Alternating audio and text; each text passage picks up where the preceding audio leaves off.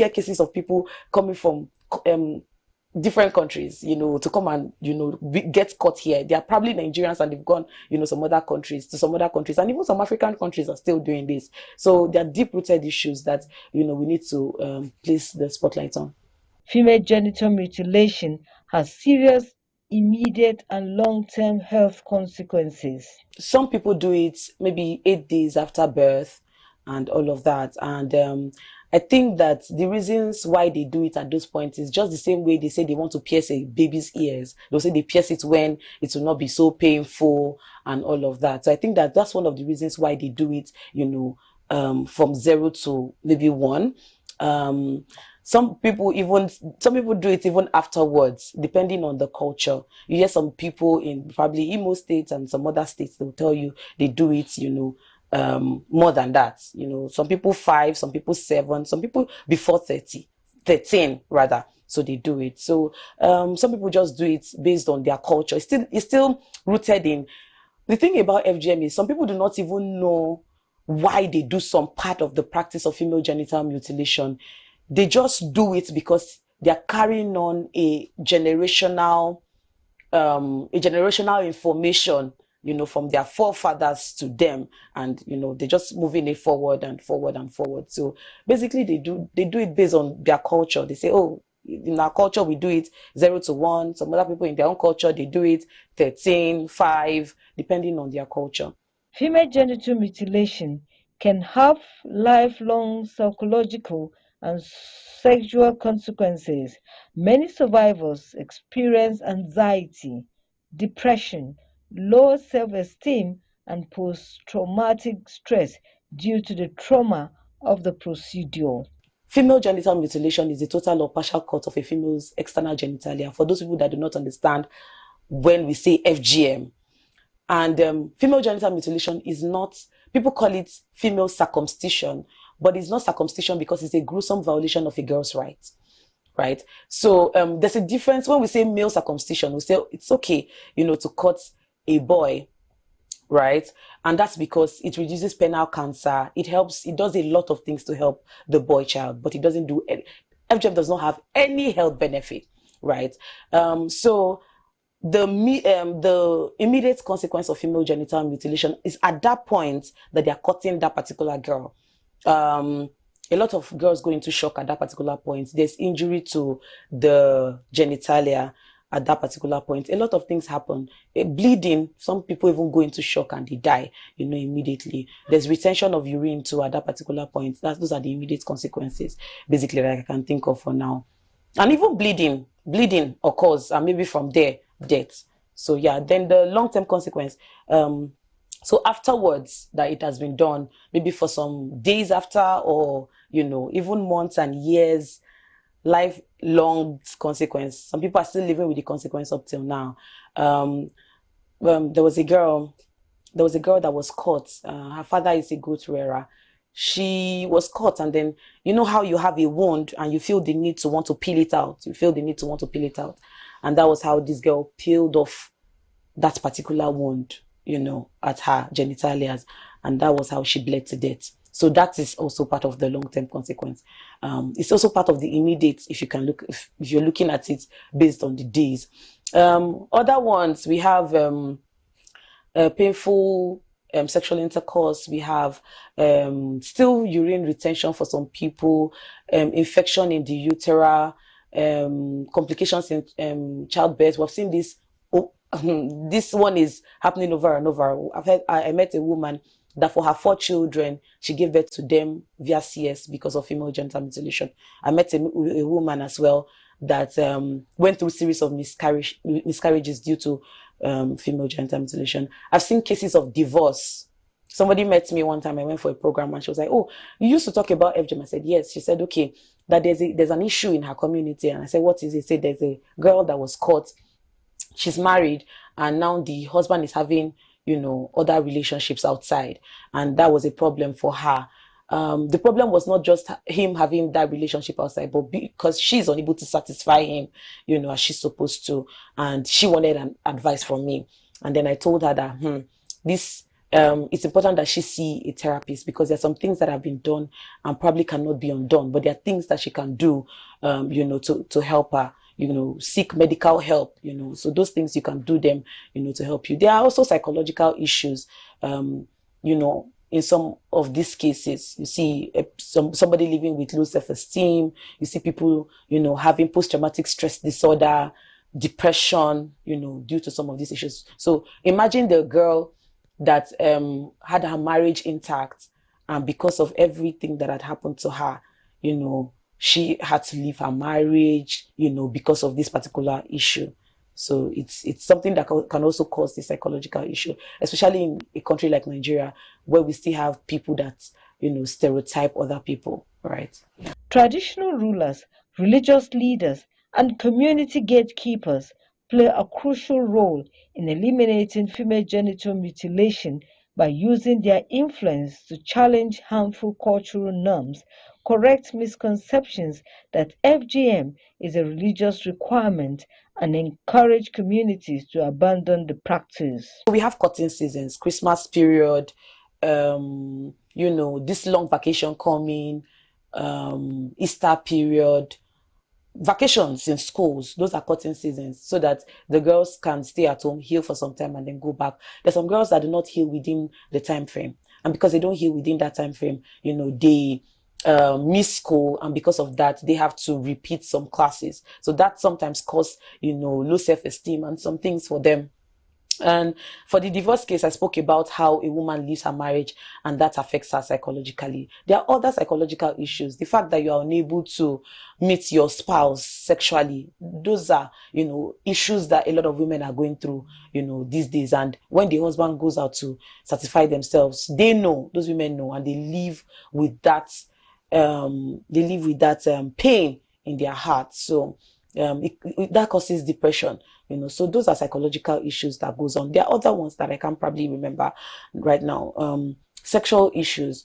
So one of the myths around female genital mutilation is the fact that once a girl clitoris is cut off, that stops her from having the urge for sexual intercourse. But looking at it over time, we can see that it's even one of the causes of sexual workers right now.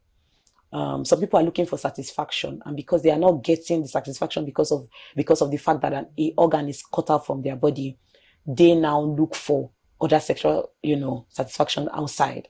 And then you get to see that sexual workers are on the rise, and we're wondering, oh, you think it's just poverty that's leading people into, or is the cause of, that, but there are other things, that are causing it behind the scenes. So yeah, that's part of the sexual issues. And the one that I mentioned earlier, where women feel as if the number one for the woman, she's not even getting the satisfaction that she needs, not even to satisfy the man alone, but the one that she needs as a human being, she's not getting that. And then she's unable to also satisfy her husband. So at that particular point, she's just trying her best, right, to meet up at every point in time. So that's not fair on her. So basically, that's the psychological and sexual issues. Nigeria has made progress in reducing the prevalence of female genital mutilation through stronger laws, awareness campaigns, and community engagement. But the pace of change is still too slow to meet the global target of eliminating FGM by 2030. So I think that the number one role is education. When people are aware about a particular thing, they understand what it is. Even when they insist that they want to go into it, they now understand that this particular thing, we've heard that it will cause harm. But at the end of the day, if you go into it, then you are at your own, it's going to be at your own cost, right? I was on an interview one time. I think I was with somebody, and we're having a conversation, and she said, it's my choice. I can do what I want to do with my body. And I'm like, even with the education, then that's fine. If you want to do whatever you want to do with your body, but remember, there are laws that are guiding female genital mutilation in this country. And once you're caught, you'll be held accountable. So yeah, basically, those, I think, for leaders, I think for even religious leaders, that's one of the conversations that most of us do not like to have. Women, you do go for meetings, you have gatherings, you do contribution, you sew wrapper, but there are a lot of women that are dying in silence among you. So is there a way you can have some of these conversations in your meetings? Some people have theirs, some religious, cultural meetings on Sundays and something like that. Can you sit down and have some of those conversations in your cultural meetings? In the church, can we have women organizing meetings and not just excluding the men, right? But having the men also sit down. Let's have these conversations together. The reason why I'm saying let's not exclude the men is a story that I heard. There was a woman that refused to be caught because in her own place they taught them, they understood it, but she got married to someone that had to be caught. She kept on talking about it. No, in my place we don't get caught. She kept on talking about it. The parents insisted that the parents of the guy insisted that she should be caught, and she refused. So after some time she got pregnant and she was supposed to give birth. When it was time for her to give birth, immediately the women that were coming to help her to give birth, came and they opened her leg and they saw her clitoris. They all washed their hands and said, "Oh, abomination," and they refused to deliver of her baby. And she cried and insisted and all of that, and they refused. And then the husband came and said, "Why would she refuse? In fact, you should cut her." So that when they came and they insisted that they were going to cut her, she tried to push the baby out so that at least they will collect the baby from her, before cutting her. But those women pushed the baby back inside her and then, was trying to cut her. At the end of the day, the baby died, but the woman survived. She went into shock at that time and she fainted. They insisted that they would cut her, so they cut her even while she was in shock. And then they brought out the dead baby. So we can see that if we don't have men as allies in religious gatherings, in community gatherings, as gatekeepers, then we'll have some of these issues still living in our midst. And the people that are perpetrating, or the victims, or the survivors, as we may say, are the people that are living with the hurt. Parents must understand that culture should protect and uplift children, not expose them to lifelong harm. Female genital mutilation has no medical benefit and can cause serious physical and emotional consequences. So I would say that yes, we are working. We are working. Like I said, it's a cultural issue. So it's not just an advocacy like stop rape, right? It's an advocacy to change the entire mentality. I know even rape, it's also an advocacy like that, but to change the entire mentality of not just the person, but a generational mentality that is in the heart of that person. So it's I would not say it's difficult because it's something that can be done. There's so much possibility in it. But a lot of us are working. A lot of people are working. We have organizations like the Global Media Campaign to End FGM, UNFPA, my organization, Good Tides Philippine Missions Foundation. We're creating awareness. During the International Day for Zero Tolerance for Female Genital Mutilation, that's on February 6th, I do lots of campaigns, go to communities, do lots of media campaigns, not just TV campaigns, but radio, and as we go to the grassroots as we can, to create this awareness.